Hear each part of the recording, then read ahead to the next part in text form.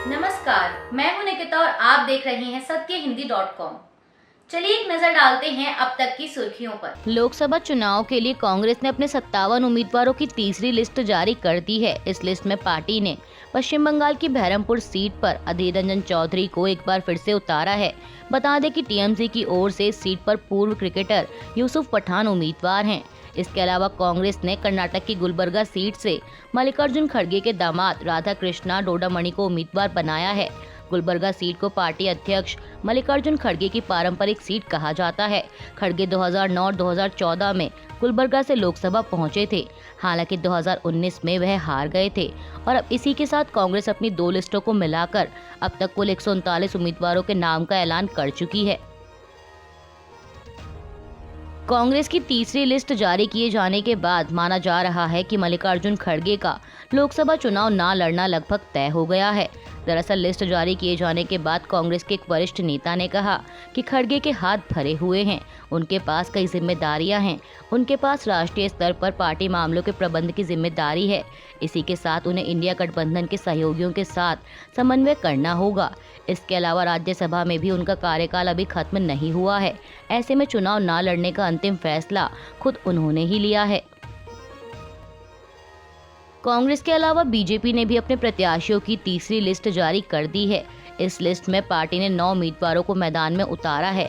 तमिलनाडु की संसदीय सीटों के लिए जारी की गई इस लिस्ट में बीजेपी ने चेन्नई साउथ से डॉक्टर तमिलिसाई सौंदरराजन, चेन्नई सेंट्रल से विनोद पी सेल्वम, वेल्लोर से डॉक्टर एसी शनमुगन, कृष्णागिरी से सी नरसिम्हा, नीलगिरिस से एल मुरुगन, कोयम्बटूर से के अन्नामलाई, पेरम्बलूर से टीआर पारिवेंदर, तूतुकुड़ी से नैनर नागेंद्र और कन्याकुमारी से पोन राधाकृष्णन को प्रत्याशी बनाया है।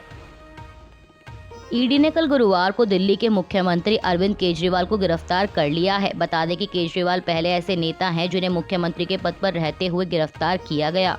उनकी गिरफ्तारी पर दिल्ली सरकार में मंत्री आतिशी ने कहा कि अरविंद केजरीवाल का गिरफ्तार होना बीजेपी और प्रधानमंत्री नरेंद्र मोदी की एक राजनीतिक साजिश है।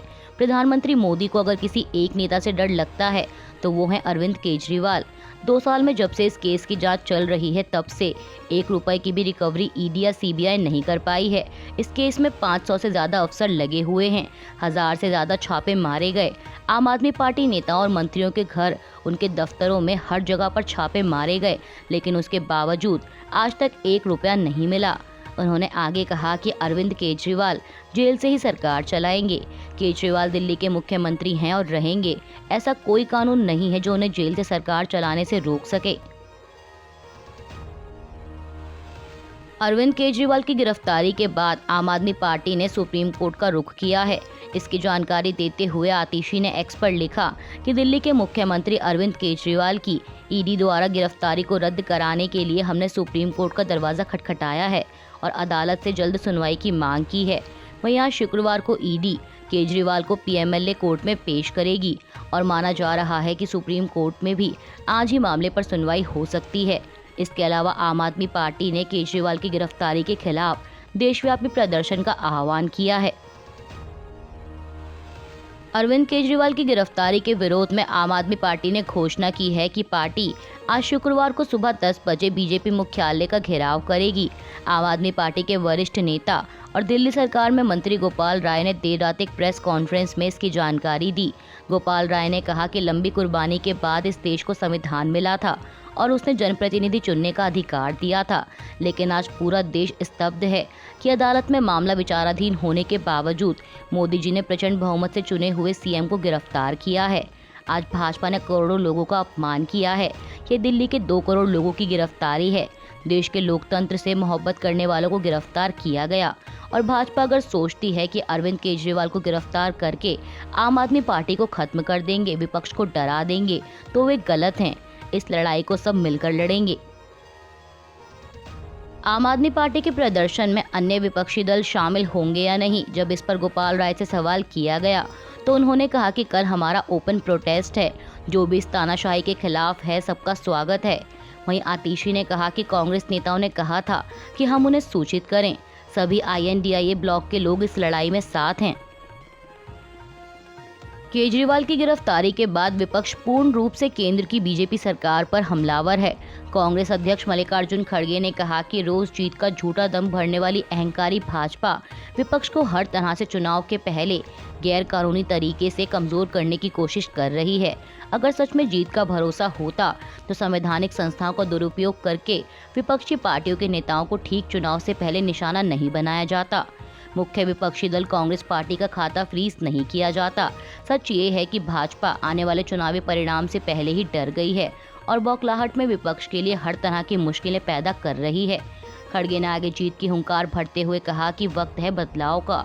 उन्होंने बीजेपी पर निशाना साधते हुए कहा कि अब की बार सत्ता से बाहर। केजरीवाल की गिरफ्तारी पर एनसीपी प्रमुख शरद पवार ने कहा कि बदले की भावना से विपक्षी नेताओं को निशाना बनाने के लिए केंद्रीय एजेंसियों के दुरुपयोग की कड़ी निंदा करता हूं, खासकर जब लोकसभा चुनाव नजदीक हैं। यह गिरफ्तारी दर्शाती है कि भाजपा सत्ता के लिए किस हद तक गिर सकती है। अरविंद केजरीवाल पर इस असंवैधानिक कार्रवाई के खिलाफ इंडिया गठबंधन एकजुट है। वहीं समाजवादी पार्टी प्रमुख अखिलेश यादव ने कहा कि जो खुद है शिकस्त के खौफ में कैद, वो क्या करेंगे किसी और को कैद। भाजपा जानती है कि वह फिर दोबारा सत्ता में नहीं आने वाली। इसी डर से वह चुनाव के समय विपक्ष के नेताओं को किसी भी तरह जनता से दूर करना चाहती है। गिरफ्तारी तो बस बहाना है। अखिलेश ने कहा कि ये गिरफ्तारी एक नई जन क्रांति को जन्म देगी। अरविंद केजरीवाल की गिरफ्तारी पर कांग्रेस नेता राहुल गांधी ने भी केंद्र की मोदी सरकार पर हमला बोला है। कांग्रेस नेता ने आगे कहा कि मीडिया समेत सभी संस्थाओं पर कब्जा, पार्टियों को तोड़ना, कंपनियों से हफ्ता वसूली, मुख्य विपक्षी दल का अकाउंट फ्रीज करना भी असुरी शक्ति के लिए कम था, तो अब चुने हुए मुख्यमंत्रियों की गिरफ्तारी भी आम बात हो गई है। उन्होंने कहा कि इंडिया इसका मुंहतोड़ जवाब देगा। संसद में सवाल पूछने के बदले रिश्वत लेने के आरोप से घिरी टीएमसी नेता महुआ मोइत्रा के खिलाफ सीबीआई ने एफआईआर दर्ज की है। समाचार एजेंसी पीटीआई ने आधिकारिक सूत्रों के हवाले से यह जानकारी दी। जानकारी में बताया गया कि महुआ मोइत्रा के खिलाफ लोकपाल के निर्देश पर एफआईआर दर्ज की गई है। बता दें कि लोकपाल ने कहा था कि सीबीआई महुआ के खिलाफ शिकायत के सभी पहलुओं की जाँच करने के बाद 6 महीने के अंदर अपनी रिपोर्ट सौंप दे। चुनाव आयोग ने इलेक्टोरल बॉन्ड का डेटा नए सिरे से जारी किया है, जिसमें नई जानकारियां निकलकर सामने आ रही हैं।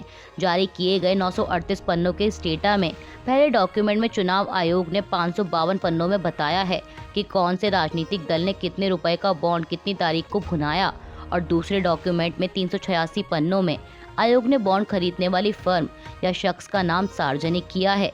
इसमें बॉन्ड के सीरियल नंबर के साथ खरीदने की तारीख का ब्यौरा भी दर्ज है। मीडिया रिपोर्ट्स के मुताबिक राजनीतिक पार्टियों को चंदा देने के मामले में फ्यूचर गेमिंग कंपनी का नाम सबसे टॉप पर निकलकर आ रहा है। इस कंपनी ने भाजपा को 1368 करोड़, टीएमसी को 540 करोड़, टीएमके को 509 करोड़, वाईएसआर कांग्रेस 160 करोड़ और कांग्रेस को 50 करोड़ का चंदा दिया है। इसके अलावा और भी कई पार्टियों को फ्यूचर गेमिंग कंपनी से डोनेशन मिला है।